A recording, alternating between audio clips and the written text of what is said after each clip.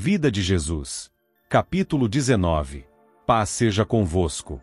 No final da tarde daquele mesmo dia da ressurreição, 2 discípulos de Jesus seguiam pela estrada de Emaús, pequeno povoado cerca de 12 quilômetros de Jerusalém.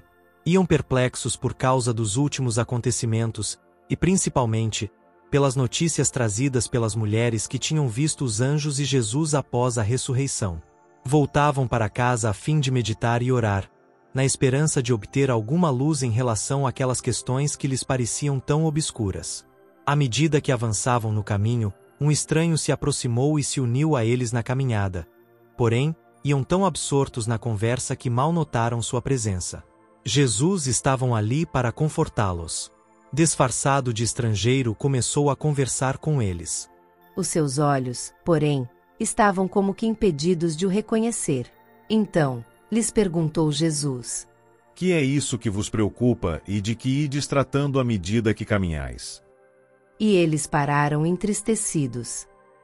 Porém, chamado Cleopas, respondeu, dizendo: És o único, porventura, que, tendo estado em Jerusalém, ignoras as ocorrências destes últimos dias. Ele lhes perguntou: Quais?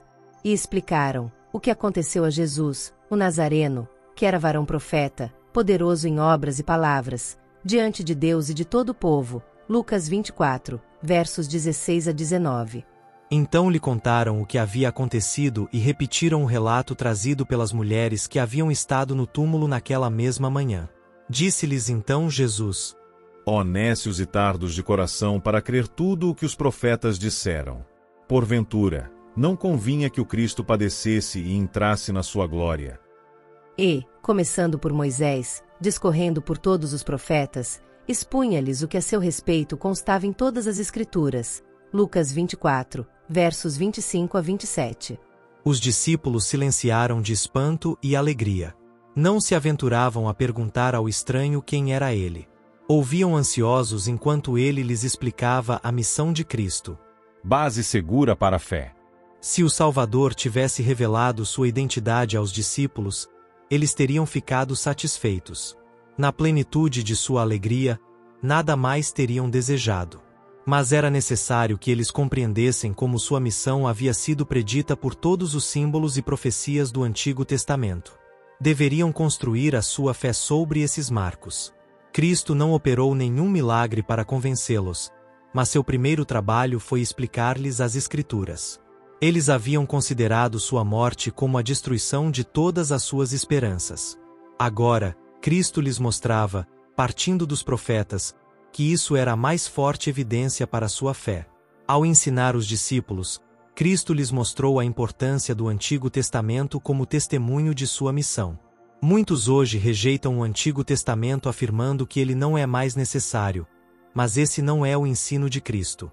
Deu às Escrituras tanto valor que certa vez declarou: Se não ouvem a Moisés e aos profetas, tampouco se deixarão persuadir, ainda que ressuscite alguém dentre os mortos. Lucas 16, verso 31. Ao pôr do sol, os discípulos chegaram à sua casa e Jesus fez menção de passar adiante. Os discípulos, porém, não consentiram em se separar daquele que lhes havia trazido tanta alegria e esperança. Então disseram: Fica conosco, porque é tarde e o dia já declina. E entrou para ficar com eles. Lucas 24, verso 29. Reconhecendo o Salvador. Uma refeição simples foi então preparada e Cristo se assentou à cabeceira da mesa, conforme era seu costume. Geralmente cabia ao chefe da família pedir a bênção sobre o alimento. Jesus, porém, pondo as mãos sobre o pão, o abençoou. Naquele momento, os olhos dos discípulos se abriram. O jeito de pedir a bênção, o tom de voz tão familiar, as marcas dos pregos nas mãos, tudo denunciava tratar-se de seu amado mestre. Por um momento, não puderam pronunciar nenhuma palavra. Depois, se levantaram para se lançar aos pés de Jesus e adorá-lo. No entanto, ele desapareceu de repente. Em sua alegria, esqueceram a fome e o cansaço. Não tocaram na comida e voltaram apressadamente a Jerusalém com a mensagem preciosa do Salvador ressuscitado. Estavam ainda contando as grandes novas aos seus companheiros, quando o próprio Jesus se apresentou entre eles e levantando as mãos para abençoá-los, disse: Paz seja convosco. Lucas 24, verso 36. No princípio, sentiram medo, mas quando ele lhes mostrou as mãos e os pés traspassados e comeu diante deles, creram e foram consolados. Fé e alegria, então, substituíram a incredulidade, e com sentimentos que as palavras não podem traduzir, reconheceram o Salvador ressuscitado. Tomé não estivera presente naquele encontro e se recusava a crer no que diziam a respeito da ressurreição. 8 dias depois, Jesus tornou a aparecer aos discípulos e Tomé estava presente.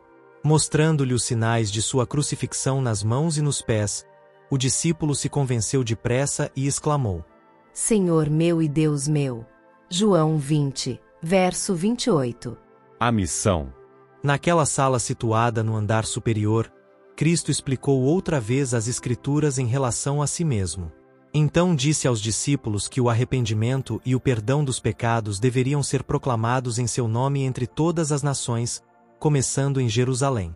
Antes de subir ao céu, ele lhes disse: Mas recebereis poder, ao descer sobre vós o Espírito Santo, e sereis minhas testemunhas tanto em Jerusalém como em toda a Judéia e Samaria e até aos confins da terra. Atos dos Apóstolos 1, verso 8. E eis que estou convosco todos os dias até a consumação do século. Mateus 28, verso 20. Sois testemunhas da minha vida e do meu sacrifício em favor do mundo, Cristo disse. Todo o que vier a mim, confessando seus pecados, eu o receberei. Todo o que quiser, pode se reconciliar com Deus e ter a vida eterna. A vós, meus discípulos, entrego esta mensagem de graça e misericórdia para ser dada a todas as nações, línguas e povos. Ide aos lugares mais distantes da terra e sabei que minha presença irá convosco. Essa ordem de Jesus, dada aos discípulos, inclui todos os crentes até a consumação dos séculos. Nem todos podem pregar nas igrejas, mas todos podem ajudar as pessoas individualmente. Os que servem os sofredores, os que ajudam os necessitados, os que confortam os abatidos e que contam aos pecadores a respeito do amor perdoador de Cristo, são suas testemunhas.